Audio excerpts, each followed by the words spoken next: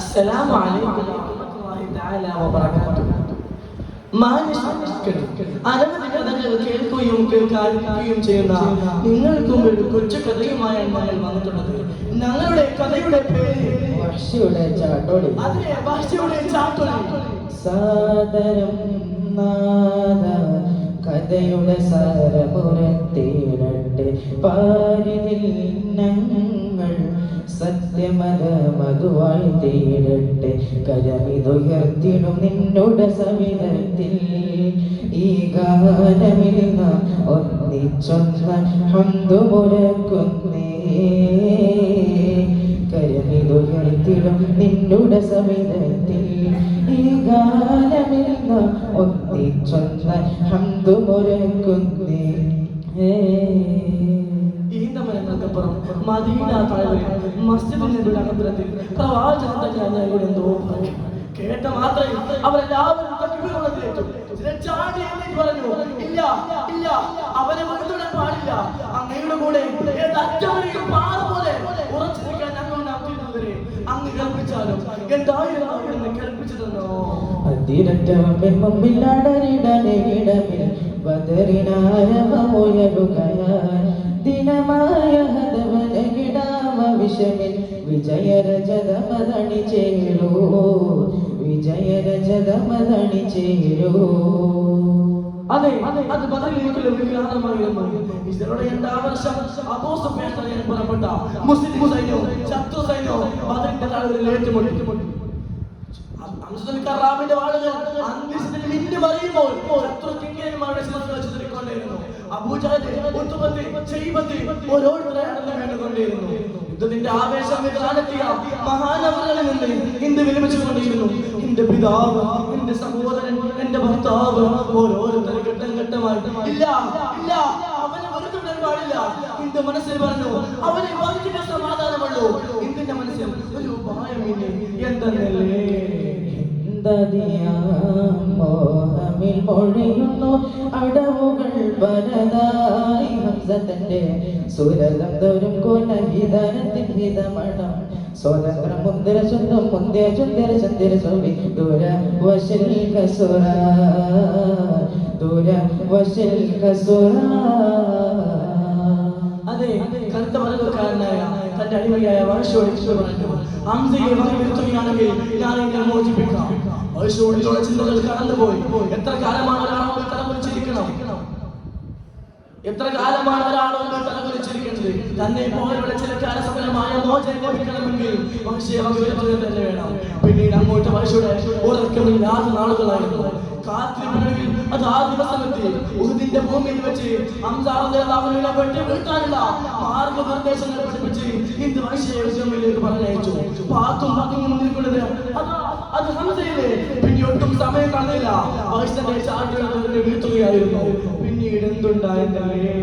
തിരുതുടിപ്പുകളക നിരക്കവ ചൊടിയിൽ തീരനെ കൊല്ലാൻ തുനിയവേ ചിരിയടുത്തേ ചെങ്കു തകർത്തേ വഹ്ശിയുടെ ചാട്ടോളി ചോര ചുരത്തെ ചിരിയടുത്തേ ചെങ്കു തകർത്തേ വഹ്ശിയുടെ ചാട്ടോളി ചോര ചുരത്തെ ചീറ്റിടുമവർ പാർത്തിടുമവർ കൊന്ന പടയും വാർത്തിടുമവർ.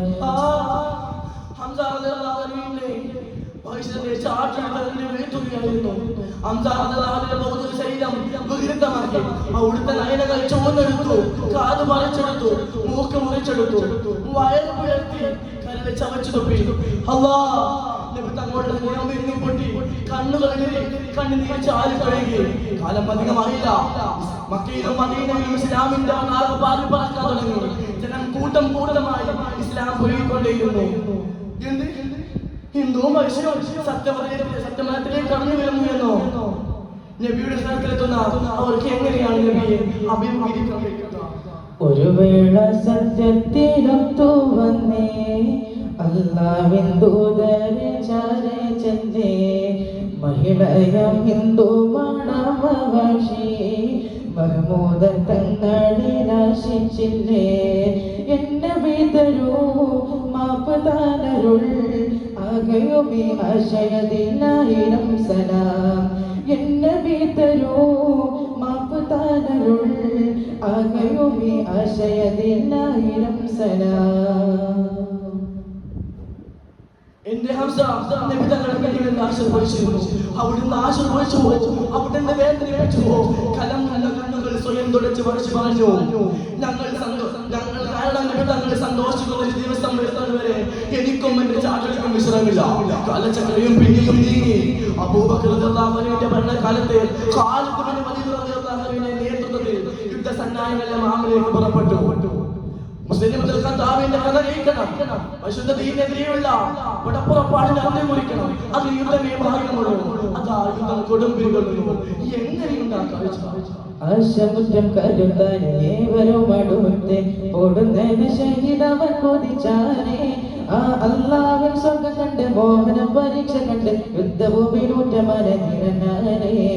ഉള്ളിൽ നിറഞ്ഞതാഹം ദീനിൻ തികഞ്ഞ ത്യാഗം.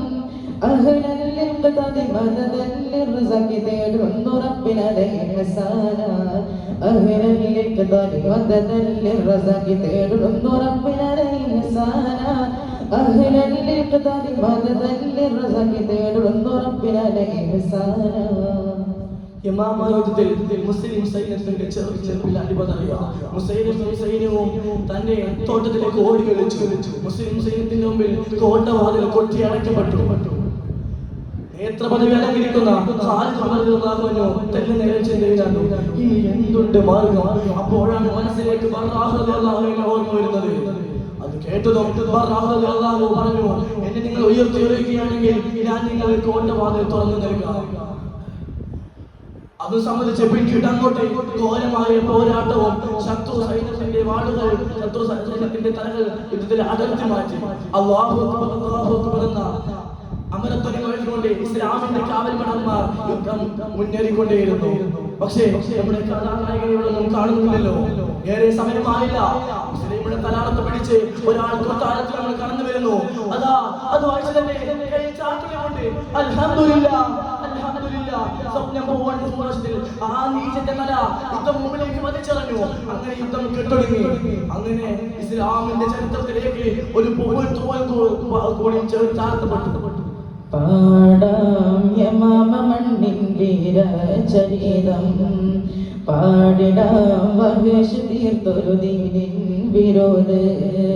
സുജയിൽ മികച്ചൊരു മാമോര ഹിന്ദത് തന്നോട് ഉശയോര.